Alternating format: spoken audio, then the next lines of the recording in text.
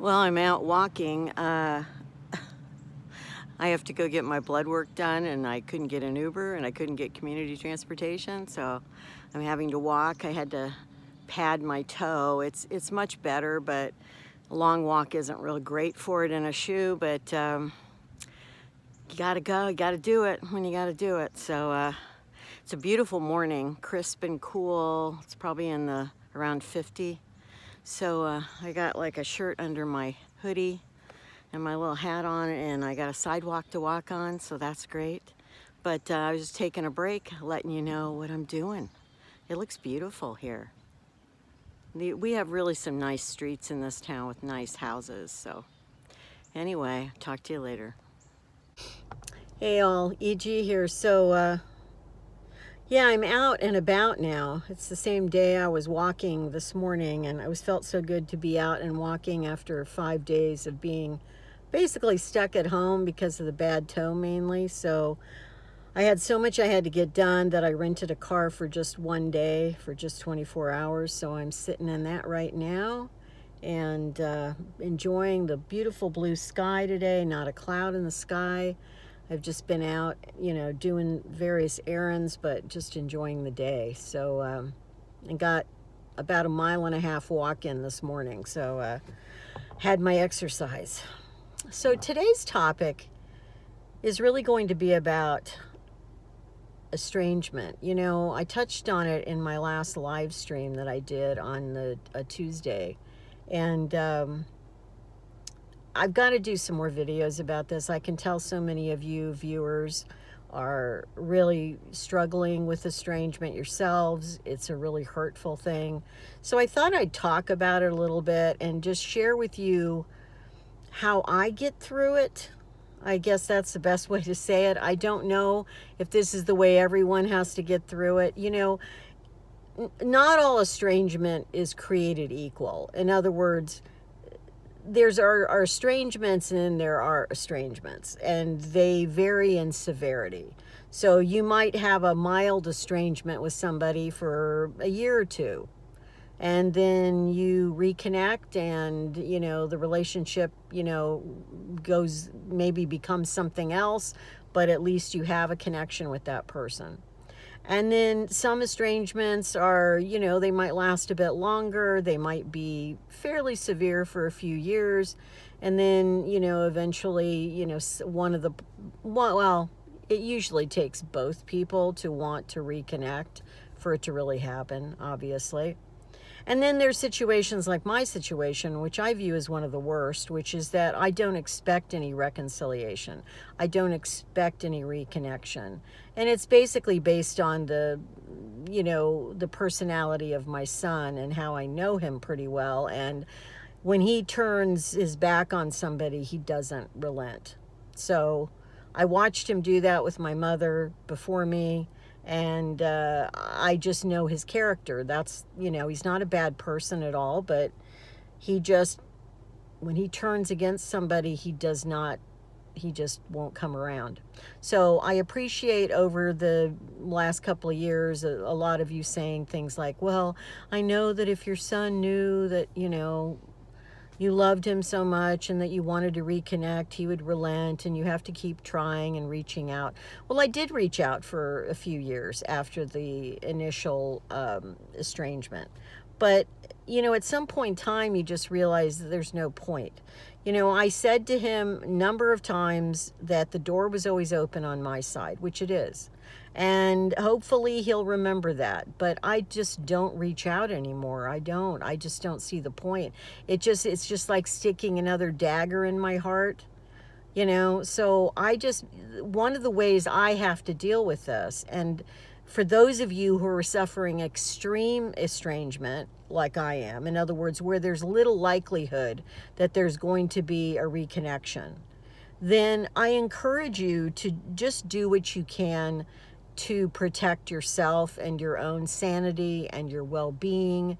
Because if you can't do anything about something in life, if you don't have any control over it, then you just have to let it go. Now, obviously, you don't let the feelings go. If you love somebody, you always love somebody. If it's your child or your parent or your sibling or something like that, you're always going to have love for them. But I love my son. I'll love him into the next world, probably. But the point is, I had to let go of any expectation that there's going to be any more relationship in this life. It's just, I had to let go of that. If I kept hoping that that was going to happen, it would have just created more misery for me. So that's one aspect of how I've handled this, is that I've just had to accept that it is what it is, and it's most likely permanent for the rest of my life, at least, obviously. Now, I could be wrong, and I'm certainly open to that. I'm not saying I'm closed to it. I'm just saying I don't expect anything to change. The expectation is what's really important here. You have to just step back from that and not expect anything to happen.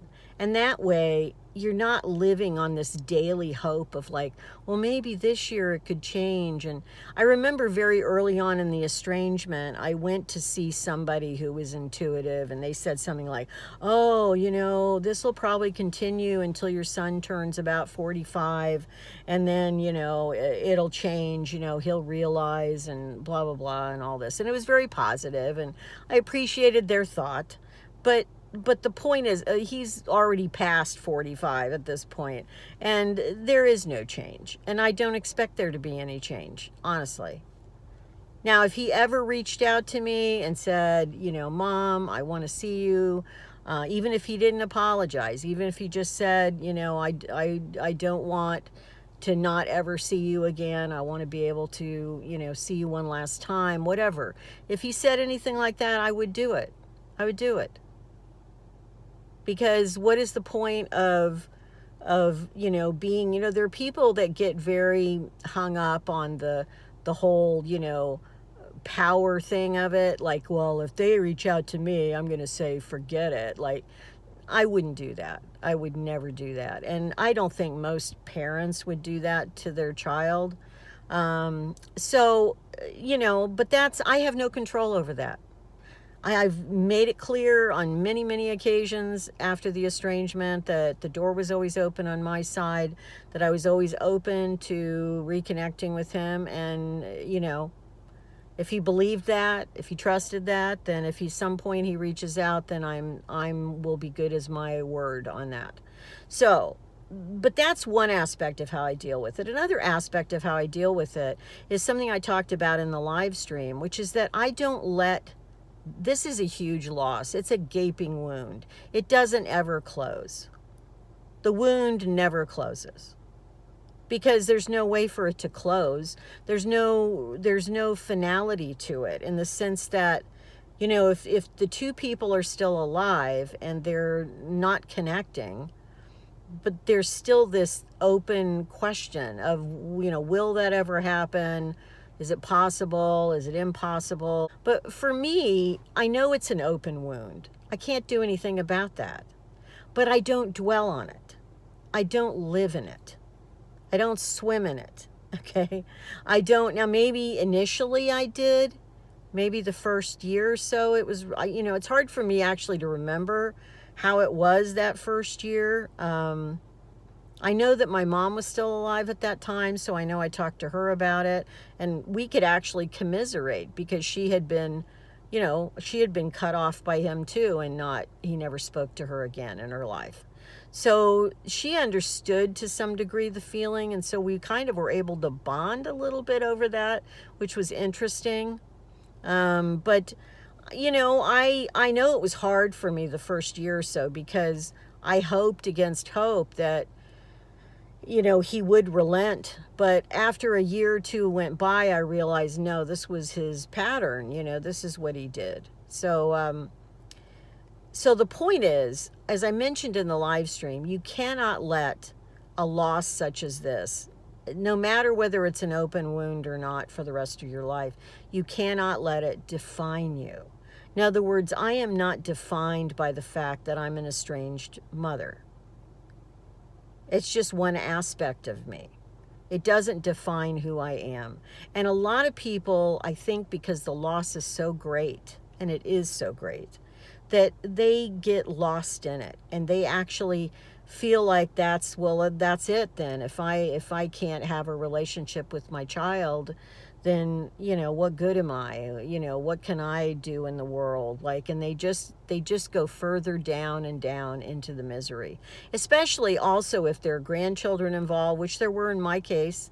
I have no relationship with my grandchildren. Basically, the last time I saw them, they were very small, and I basically, how could I have a relationship with them if my son wasn't talking to me? Obviously they were living with him and his wife, so it wasn't going to happen. And that's a huge loss, because, that's a loss where I didn't even get the chance to have a connection with people close to me, family close to me. So the thing is that you cannot define yourself by that, though. I am many more things than I am an estranged mother or grandmother, for that matter. But back to not defined by it. So I'm many more things than that. I am my own person. I was my own person before I became a mother. I've done things on my own in my life. I, got master's degrees. I taught. I was a therapist. I did adventurous things. I was in the Peace Corps. I started a YouTube channel at age, 67? And I'm still doing it, and still will be doing it till I drop over. So that's the things that, and I've had I've had close relationships with friends, and I was married twice. I was in other close romantic relationships in my life. I stayed a loving daughter to my mother despite everything that happened with her. I had a great relationship with my father's mother, my grandmother, on that side. And the point is, all those other things also define me. So it's not just one thing. Now, is this probably the most painful thing? Other than the death of my father, yes, this is the most painful thing I've had to deal with. And I will have to deal with it until it's my time to go, pretty much.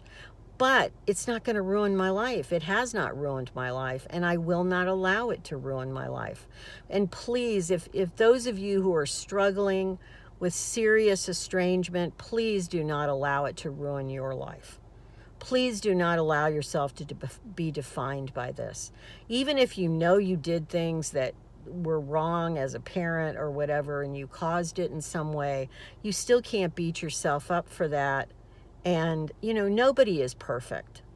Nobody is perfect in this world. Everybody has done something or things that they go, gosh, I wish I could go back and redo that. I wish I could not have reacted that way, or had the beliefs that I did, or whatever it might be. So we've all been there. The important thing is to not beat yourself up and to not let it define you. And if you can find any way to reconnect out of the estrangement, then do it.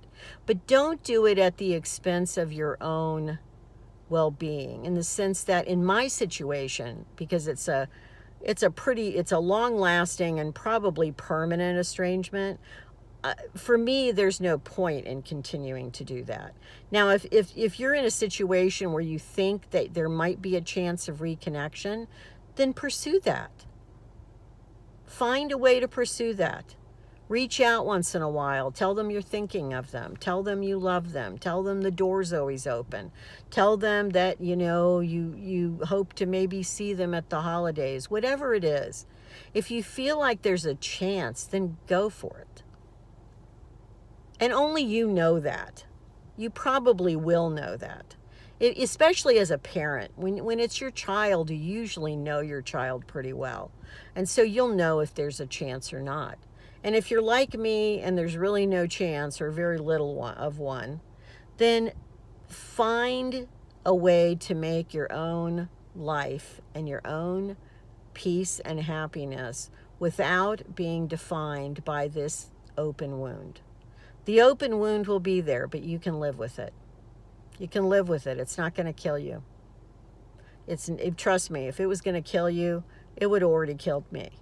So it's not going to kill you.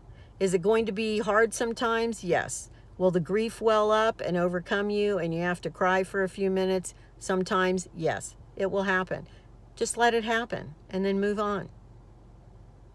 Let the feelings come up, but then move through them. Move through them to the other side and move forward in your life. And that is the best antidote for dealing with estrangement. You know, I sometimes get, I think when I did the live stream, I got somebody that put some sort of snarky comment that, well, I don't know why you say that. I come from a family and no one's ever been estranged in my family. And I don't know why you say it's like, you know, very pervasive nowadays, or I don't know if they use the word pervasive, but they said, you act like it's happening so much. It is happening a lot more than it used to. You know, you read articles about it from, you know, people in psychology or sociology or, there are tons of articles written about this in the last 10 to 20 years, how this is an increasing trend. And the point is, so don't take it from me, go do your own research. I just know it is increasing, and it's sad. Because again, as I pointed out in the live stream, what I worry about is what's the effect on the next generation and then the next generation. You know, when people see people cutting off their families so easily, and again, if it's a severe situation where there's been serious abuse, that's another matter. I'm talking about, I would guarantee you that most of the time when people are cutting people off, it's not a serious abuse situation. It's that they just didn't want to deal with their parent anymore. They didn't want to deal with them. They didn't want to deal with the fact that their parent had issues and baggage or whatever, and they just didn't want it. They just didn't want to deal with it. You know, that's not a good enough reason. You know, family has existed in humanity for a reason. People support and connect with their families. There is a sense, you know, when we were hunter-gatherers, people lived in like larger extended family units, and actually people in a band, you know, which would have been maybe around 50 people, were all related in some way. And the band took care of each other. That's what they did. And do you think they ever got irritated with each other and had arguments and stuff? Of course they did. Did they ever think that one or a couple of people in the band were like, oh, I don't like their personality and they're weird and I just don't want to know them? Yeah, maybe they thought that, but they didn't do it because everybody needed each other for survival. That's kind of the origins of the family. That's the way it was before there was marriage and like legal forms of people connected to one another. People were connected to each other in family units. And they did it for survival. People had to look after one another. The thing is, we're losing that. We are losing that. And that's just a fact. I don't know how bad it's going to get. But if we lose that in many cultures, it's still present in many cultures in this world. But in ours, in the United States in particular, we're losing it. And the point is, how bad does that have to get? Because when you have the breakdown of the family unit, then it's going to create, in a large-scale society like we are, it's going to create chaos. It's going to create chaos. So that's my anthropological take on it. But back to a more personal take on it, it's just, you know, it's unfortunate. Did I ever think when I was young, before I even had a child, that I was ever going to have to deal with this? No. Because there had been no estrangement in my family when I was growing up. In those days, it was more uncommon. If you're struggling with it, you know, if you want to leave a comment below, please do. If you want to keep it private, I perfectly understand. I will be covering this topic again, coming at it from different angles and talking about it in relation to other types of family members. So anyway, if you're struggling with it, take care of yourself. And again, don't let it define you. And again, keep moving forward.